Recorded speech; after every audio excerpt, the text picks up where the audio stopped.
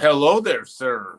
What's up, buddy? Back in our regular Monday night slot. So, Briefly. Mr. Petersen, welcome to Family Matters. Kevin Petersen, Jay Staples. What's going on, yo? What's happening out there in Texas land? Oh, everything, I'm sure. Everything happens in Texas. Isn't that what they say? But anyway, it's starting to warm up. So, I'm a big fan. So, anyway, I can play some golf. And when I can play golf, I'm a happy guy. So, Yeah.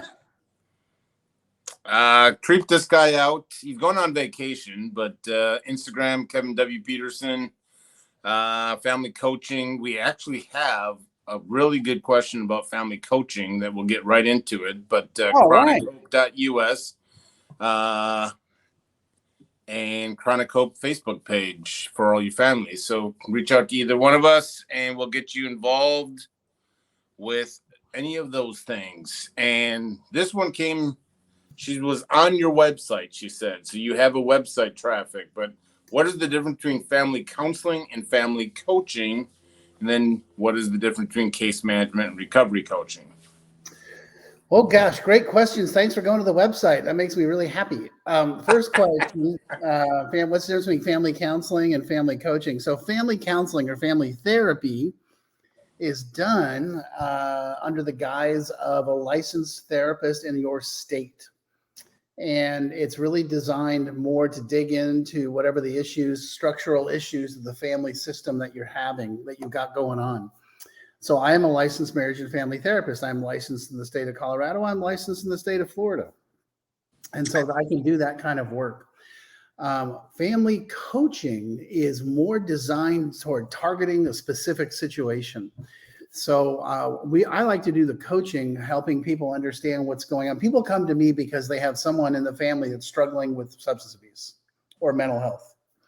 And so we do specific work anywhere in the country with families anywhere in the country, not specific to Colorado or Florida.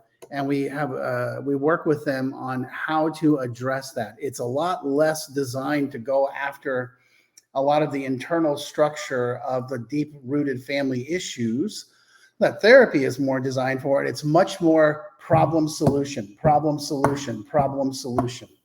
That is the quick and straightforward answer. The difference between coaching and counseling. What's the difference between case management and recovery coaching? Okay, that's a great question. So I would tell you that what I do is more clinically oriented. Case management is something that is kind of a catch-all phrase. It tends to be more along the lines of a lot of resourcing, helping people sort of guide people through a process. It's a lot less, how do I deal with this? What's going on with this emotionally? It tends to be like, hey, he wants to go to Austin. Who should we call in Austin? He wants to go to Delray Beach. Who do we call? That's case management.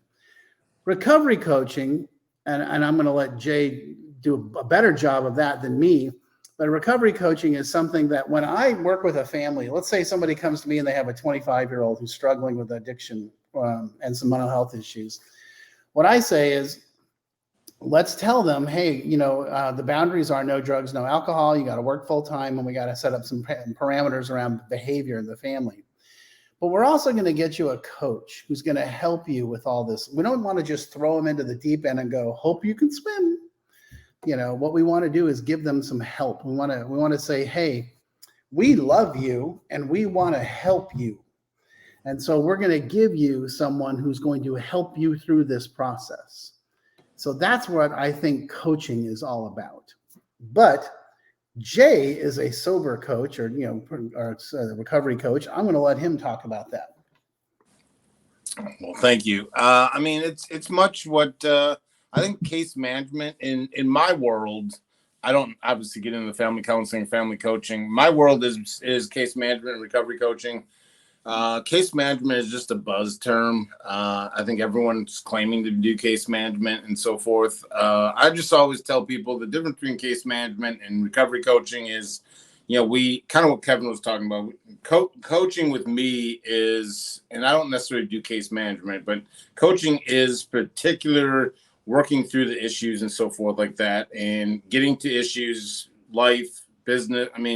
Get everything off the ground. Be there Case management, there's a lot of firms out there that do a really good job, but I mean that's more creating a whole team approach, whether you got a psychiatrist and a Kevin Petersen and a therapist, or IOP, sober living. I mean, everyone. So the case management kind of oversees everything, and sometimes I actually get included on a case management team and do a coaching, and then basically answer to the case manager. So the case manager, I hate using this, but it's kind of more of a babysitter when the families understand is, so they're making sure that they're going to all their appointments and, therapy and so forth. And they kind of get all the same information, and then they pass it to the family and so forth. And so all the information kind of funnels up to a case manager. Now there's a lot of people claiming that they're a case management firm, case manager.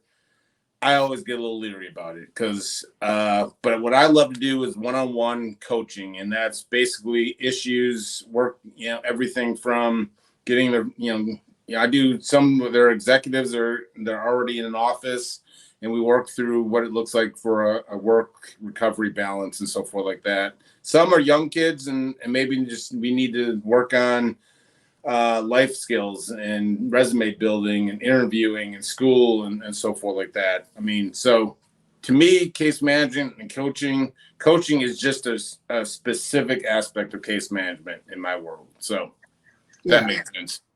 Absolutely, 100%. I hope that answers the lady's question. I did too.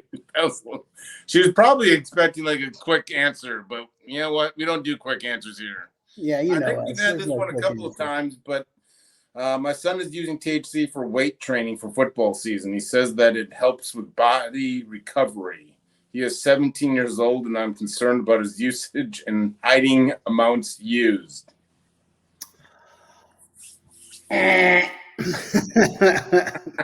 Next question. No. Mom, no. Dad, whoever that is, that's nonsense. That is absolutely, so let's just, okay. Oh, by the way, you got a message. Matthew Beekert said, just want to drop by and say what's up to Jay. There's a reason why if your son tested positive, he would get kicked off the football team because it's illegal. And that's the answer to the question. And there's no, oh, hey, it's good for him. And it's, no, nonsense, complete nonsense. There's no evidence. There's no proof. No.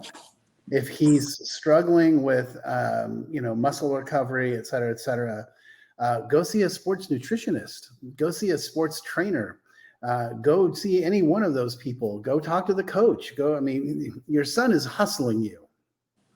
He has come up with a great reason for he can start getting high. Now, if your son wants to use CBD, I think that might not be a bad idea. There's certainly a lot of positives there. But there's CBD that has 0 THC in it. So let's just be super clear that the properties of CBD that help you with your body recovery do not require THC. So this is actually I don't know where it started. I mean, maybe it's an Instagram, maybe it's a TikTok.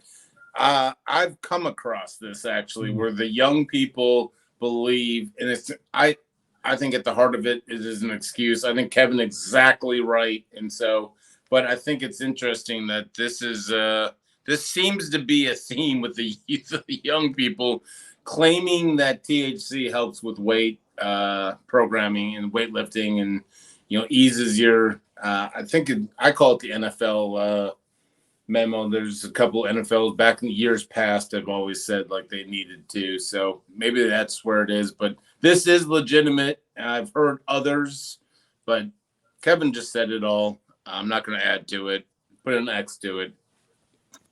Yeah. Well, and the other side of that too, is that when we're talking about NFL players that have been playing for 10 or 15 years that are enduring massive amounts of pain, that might be one thing. Your 17-year-old that's telling you, oh, I need it for a muscle increase. It's like, We get everything. We answer them all. Nice try, though, Chief.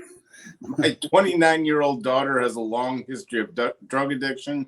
She has gone to numerous treatments, yet I'm extremely worried about her drinking these past 5 months. She says she is not using drugs. So this is the case of she's got a drug problem and now she's drinking, and some people believe that there's a separation. Sure. And I get that, sort of. And, I would tell you that my friends that have long-term recovery from drugs that do not consider themselves to be alcoholics will also tell you, funny thing, when I drink, I end up doing drugs. And so I've decided that even though I'm not an alcoholic, it's probably not a good idea for me to drink. And that just makes common sense. I've never really seen someone who's a true straight up addict that can drink alcohol in a controlled fashion. And that's from my friends that are addicts, straight up heroin addicts, straight up coke addicts, straight up whatever addicts. They're like, funny thing, I used to say this sort of thing all the time. And then I realized, every time I tried to actually have a couple of beers or a glass or two of wine, no big deal. Next thing I knew, I was calling the dope man, So how did that happen? So I would tell you that I don't know that that's something that I think is a good idea. Now, this may be something your daughter needs to work out for herself. That's up to her. I would also say that, this is one of those things that she probably needs to talk to her sponsor about, her therapist about, and have some level of accountability. If you are funding her, and you know that she's drinking and that she's a drug addict, I would make sure that you are drug testing her and make it super clear. Oh, okay, great. You're drinking. Great. No problem. You'll be taking regular drug tests because I'm sorry, that's just not something I'm comfortable with. And that's just the reality of the situation. So as an alcoholic who smoked a lot of marijuana and did cocaine, but didn't, cocaine was one of those things where I was like, whew, I don't think this is a good idea for Kevin, because I knew this was bad. I'll tell you the other example I have is that I love going to Vegas, and I love going to Reno, and I love going to Tahoe, and I love going to all those places. And I got to tell you something, man, I start gambling and I catch the fever. And I'm like, yep, nope, gotta go. This is not a good place for Kevin. And so even though I'm not a gambling addict, it's not something I choose to participate in because I start to get all the feels, So I limit my gambling to the lotto, I'm like, okay, that's, a 4-day delay. I can handle that. But so anyway, I hope that makes sense. I would just say be careful, be watchful of it. I've never really met anybody that is a true, straight, 100%, no questions asked, just a drug addict that also drinks casually. I've never seen that work. And that's by their own admission. So that's all I got. Well, this is her words, the mom's words. I mean, you get multiple treatments for heroin, and then it says, I'm extremely worried about her drinking these past. Doesn't look like she's just having one or two if the mom is already worried about her drinking. So that's all I can say. Just wanted to say hi. You too can show up here if you want to write a question. But I'm just saying, authority concern, I think that there's an issue, but anyway, that's just what Kevin said. When someone has struggled for many years with substance abuse, is absolute sobriety the only choice? Can managing use be a viable option? And how do I bring this up? Sobriety causes a huge fight. So just more, so there seems to be some issues talking about maybe you need to get sober, and then husband, I believe it's the husband or whatever, maybe ex-husband, whatever, blows up. And so now she's talking about the managing question. Yeah. So two things. Let's take two sides of this. So is there such a thing as harm reduction is kind of the wording she's looking for. Managing is absolute sobriety the only choice? Well, okay. So no, it's not. For someone that struggles with addiction or alcoholism, it is in the sense that so here's what I would encourage this person to do. I want this person to do some education and some research into addiction and understanding. When Jay and I talk about alcoholism and addiction, we're talking about something he and I can agree. When we say that, we know what we're talking about. We're talking about someone that once they start, they lose control. Okay. And it doesn't mean that they wake up in the morning and start drinking or doing cocaine. It doesn't mean that they drink or do cocaine every single day. It doesn't Speak mean for yourself, Kevin. Speak for yourself. I've done it. Well, I have too, but I'm just saying that, there's, but what we're talking about is the concept of once I start, I cannot stop or I cannot control, and I lose control. So that's what we're talking about in the sense of, that's addiction. So if that's what I have, then yes, sobriety is my only answer. Because I can't just do a little. I don't understand a little. I understand drunk or high or sober. I don't understand in between. I've tried that many, many, many, many times. So that's answer to question number one. And if you read my books, if you read Alcoholics Anonymous, if you read a number of other books, you'll understand that. Now, that doesn't mean that the person we're talking about is that kind of person. I'm just telling you that if this is the situation, that's the reality. Managing is what we call harm reduction. So when we break up people that use substances, we look at three categories: social use, hard use, and addict alcoholic. Social use is someone who can have a drink or two and be like, whoops, whoo, I'm feeling it, or I don't even want it. I'm good. Thanks anyway. I'm solid.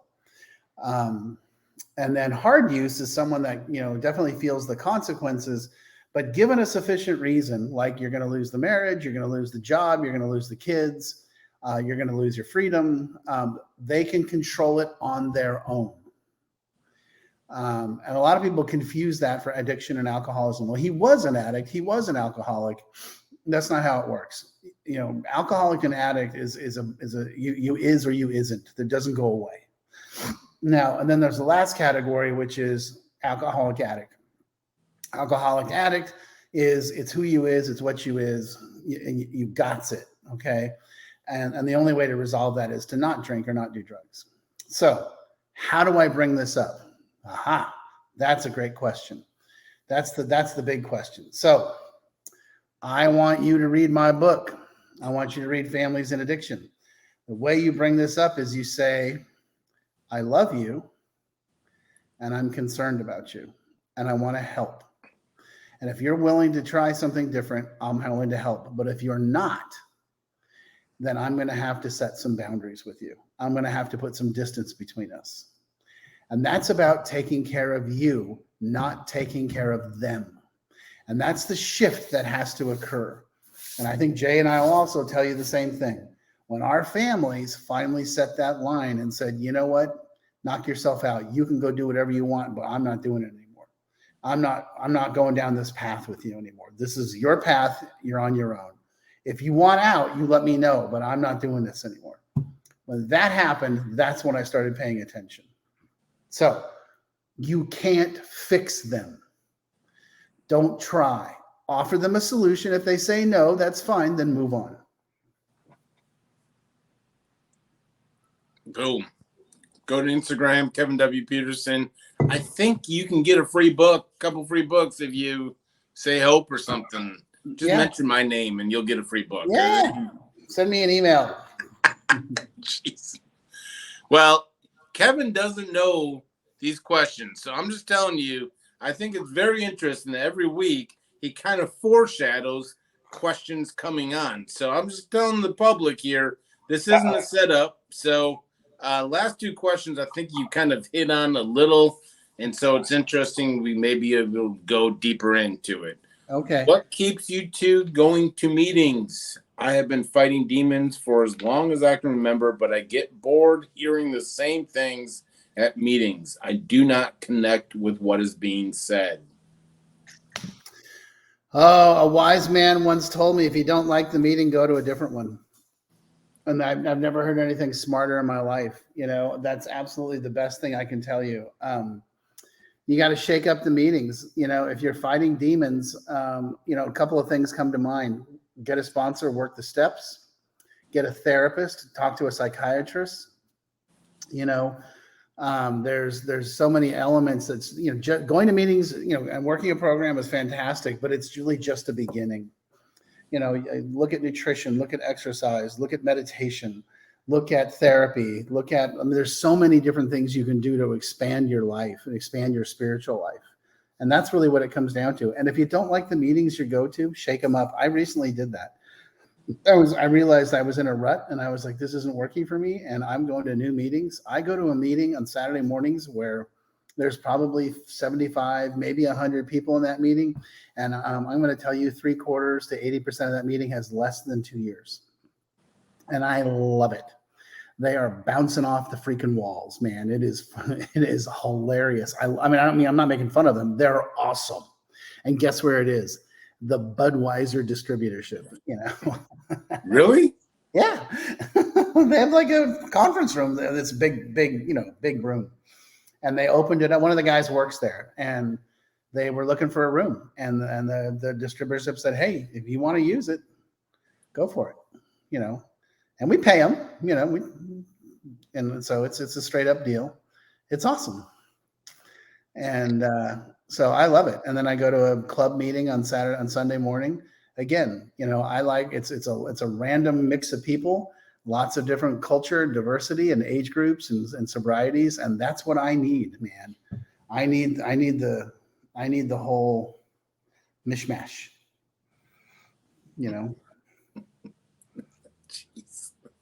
Well, So yeah, there's a new level of connection. I mean, not hearing the same people, and I probably go to breakfast or dinner afterwards, and we probably complain about the people saying the exact same thing. So I get it, and but I also think there's different levels to it. I love the mindfulness and kind of 12-step approach. I see a lot more people doing mindfulness and meditation, and you know, wrapping the 12 steps principles into it. So there's a lot, and so.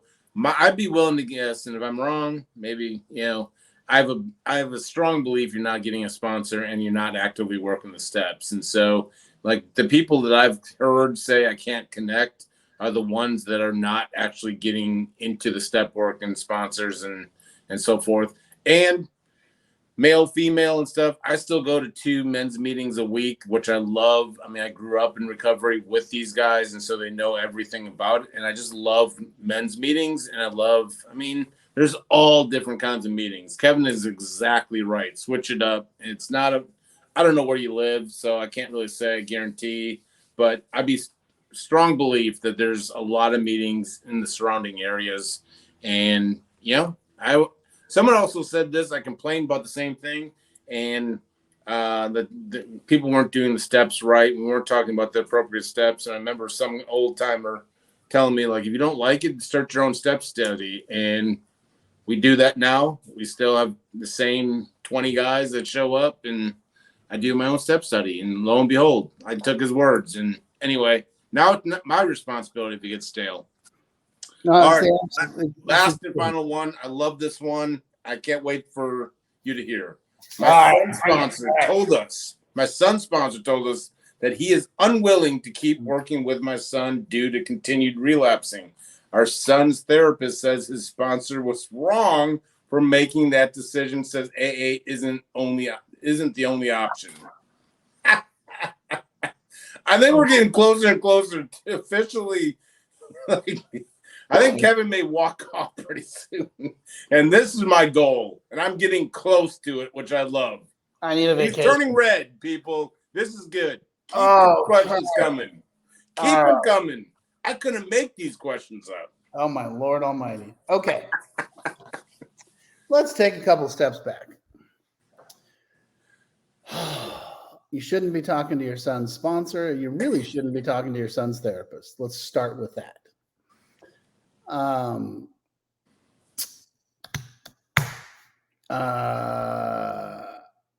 don't know. Okay, so let's hold on there. If the son's 14 or 15. I want to say the 18, 19 range. Okay, then you shouldn't be talking to your son's therapist and you shouldn't be talking to your son's sponsor. That's completely inappropriate. And the sponsor and the therapist know that, and that is completely, oh my Lord Almighty. I just multi-layers. Yeah, so let's start with that. That's not appropriate. We don't, here's the thing about recovery, and this is so critical and so important. We don't shoot our wounded. We don't do that. As long as you want help, as long as you keep showing up, we say yes. I don't care. I don't care how long. I don't care if it's the 85th time you've come to the meeting. I don't care, doesn't matter. You are welcome. I don't care, I've had guys drop off the planet and then reappear, and 2 years later, like, are you still my sponsor? I'm like, yeah, man, dude, we're not dating. I don't break up with people. You need help, I'll help you, but you got to show up. I'm not chasing you. I'm not, that's not my job. If you want help, I'll help you. By the way, it goes the same way with therapy. If you want help, I'll help you. It could be your son just doesn't want to get sober and stay sober. And therefore, you need to implement some boundaries with him and be like, look, bro, here's the deal. You're 18, 19 years old. You're living off our dime. Here are the rules. These are the rules and regulations. And this is how it's going to be. And if you don't like it, well, tough. That's just the reality. You can't manage him. You can't, by getting involved in his sponsorship, by getting involved in his therapy, you're trying to manage your son. And boy, that is just not appropriate. I think you should be, you should have a sponsor. You should have a therapist. You should be digging into your own stuff, because at the end of the day, your son's going to have to get sober and stay sober because he wants to, because it's his desire. It's because where he wants to go, not because, he's the team is against him. And like, if I was him and I found out that my sponsor and my therapist were talking to you, I would dump those people. I'd never talk to them again, because I feel like I couldn't trust them and I had no privacy. So I really struggle with that one.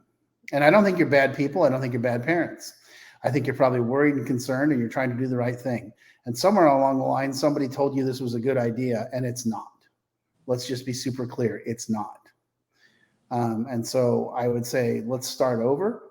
Let's start from scratch. Let's do a redo. Let's sit down with everybody and be like, you know what? We love you. Here are the rules. These are the rules and regulations going forward. You need to get it together, chief. And this is how it's going to be. And we're not going to chase you. We're not going to regulate you. If you're going to use, then this is what's going to happen. You're going to go to treatment, and not 30, 60, 90 treatment. You're going to go to 12-month, 18-month treatment. And we're not going to worry about this. So that's what I would think. What do you think, Jay? I think this is multi-layered. I mean, we know the email and we don't know the story and stuff like that. I mean, it's, I think there's different beliefs around sponsorships. I mean, I think I come from the lineage where I'm not going to chase you down and I'm not going to hunt you, but I can honestly say, and I've sponsored a lot of younger-ish people that I've had a couple, the mom and dad reaching out, and I'm just like, you know what, not appropriate. But when a therapist and sponsor, it's tough. I mean, because you're working with a younger population. Mom and dad are always involved and so forth. I think this is why.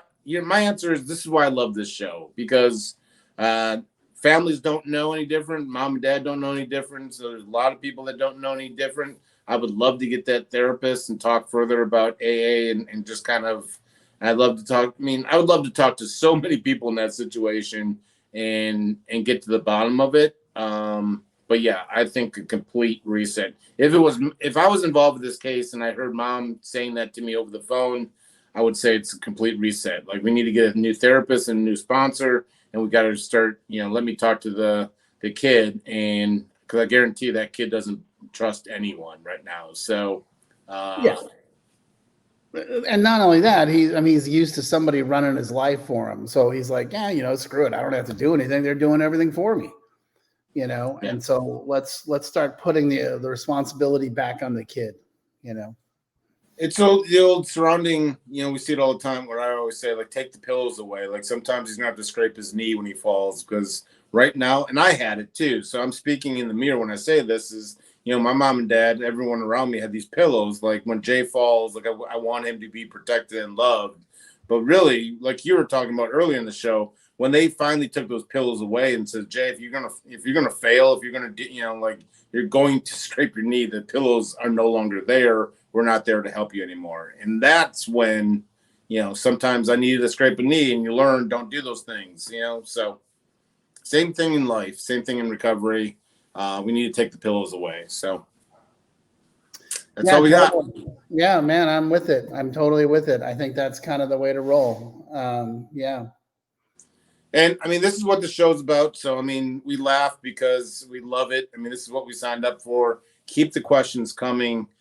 You guys don't know any different. There's not an instruction manual outside of Kevin's books and a couple other really, really good books. I mean, which are the closest thing to instruction manuals. I get it. Like parents and everyone's overwhelmed. So we're going to keep showing up, and for the next 2 weeks we won't be, but this is why we do Family Matters. So keep the questions coming.